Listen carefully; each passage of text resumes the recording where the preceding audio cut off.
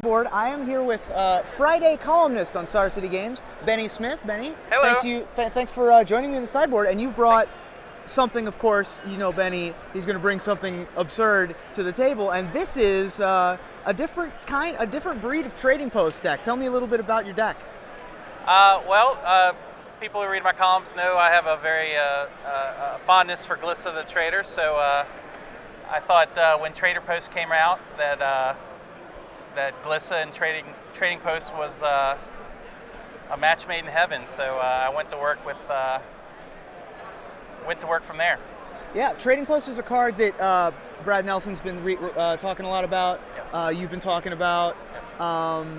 I'm sure Flores, with his love of Druidic Satchel, Right. is also a big fan of the Trading Post. And so, you've sort of built it around the interaction with Glissa, really, which allows you to reuse all of your artifacts. Yes. And you've got some of the normal things that you'd see in a Trading Post deck, like Worm Coil Engine and Phyrexian Metamorph. But you've also got a couple, let's say, not so traditional things you would find in Trading Post decks. The first one I'm going to point out here is Hex Parasite. Tell me a little bit about why Hex Parasite is in your deck. Well, I'm a big fan of Hex Parasite. I've always had trouble with Planeswalkers, so Hex Parasite helps with that. It's an artifact that you can recur with Glissa. You can sack to Trading Post to do fun stuff with, and occasionally it's clutch. It'll suck all the loyalty off of a Planeswalker if you need it. It can also remove 0 counters from a Phantasmal image, sure. so it can nuke Phantasmal images. Excellent. So occasionally I've had it where I've ratcheted up the bomb that I needed to do something with, but then they played a bunch of tokens, so I've been able to kind of reset the Right, Ratchet I was about to Bomb. ask you about Ratchet Bomb, because Ratchet Bomb was one of the cards when Glissa first came out. Right. That was really basically, oh man, Glissa's interaction with Ratchet Bomb is so good. Yep. How is no one ever going to not run this combination? Exactly, And yeah. no one really has, and so you're really putting them together here. Yeah, Ratchet Bomb and Glissa. I mean, a lot of decks are playing token creatures, so I thought it was time to try Ratchet Bomb out again. Right.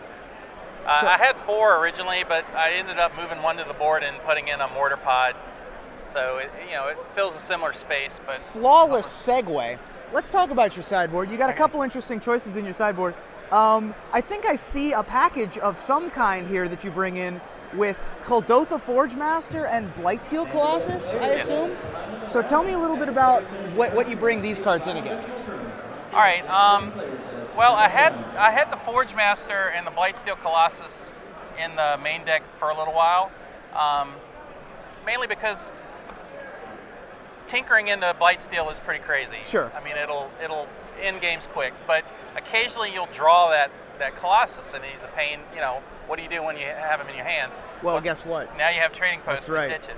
But still, it was a little clunky and a little slow for the main deck, so I moved it to the sideboard, and I'm bringing it in against kind of slower, maybe other mid-range decks as a way to finish the game off. Now, another one that I bet interacts really favorably with Glissa is Sylvok Replica. Yes. So you bring those in against Birthing Pod decks. Yes, Birthing Pod decks. Swords. It's definitely, I've brought it in against some swords today. Yeah, there's a lot of applications for that, almost to the point where you could almost main deck it. And of course, you're running everybody's favorite Elf Shaman, yes. Elvish Visionary to hold it all together. It's the glue, Yep. I assume, to just be able to survive. The deck generally has a handful of cards the whole game, so it's nice to have the options, and the Elvish Visionary helps push it together. Glissa's an elf. That's an elf. So I've been able to force Glissa down with Cavern of Souls. Right. You actually got a decent number of elves in the deck. So I mean, 8 is quite all right when you're trying to put black, green, green on the table, which right. I imagine can be somewhat difficult. And the rest of the creatures are colorless, so right. it's fine. So it always names elf. It generally will name elf, but occasionally I've named worm. Oh, just to be not countered. To force that guy down. I've named it Shapeshifter. Sure. To make sure that Phyrexian Metamorph can come in. You can pay the blue mana off that, so that's come into play a few times.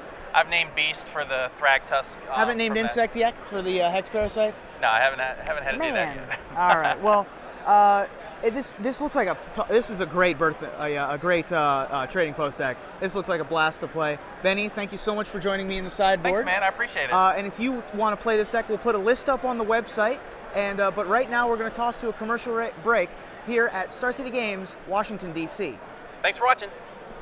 SCG Live is brought to you by StarCityGames.com, and in case you haven't heard, you can now qualify for a StarCityGames.com invitational through invitational qualifiers held at your local gaming store. Whether you're a player looking for an invitational qualifier near you, or a store owner interested in hosting one of these exciting events, you can learn more by emailing scgiq@StarCityGames.com or visiting StarCityGames.com/IQ. If you do, damned if you do. I mean, what do you do with your Dan? I mean, like, oh, he didn't activate the Ink Moth. He's going to be all in on this? Gain, I mean, whatever. 2 locusts gain DI life, right? Yeah, that's respectable what play. Titan Swings gets 2 more Glimmer Posts, right? Glimmer Void is the land that was printed in Mirrodin. I always get them mixed up. Yeah, I mean, I think a lot of people get that one mixed up. So, I think Dan's leaving up 6, right? Making sure he can leave up 6. That's what I'd do. I mean, I think I would have considered activating the Ink Moth Nexus, though.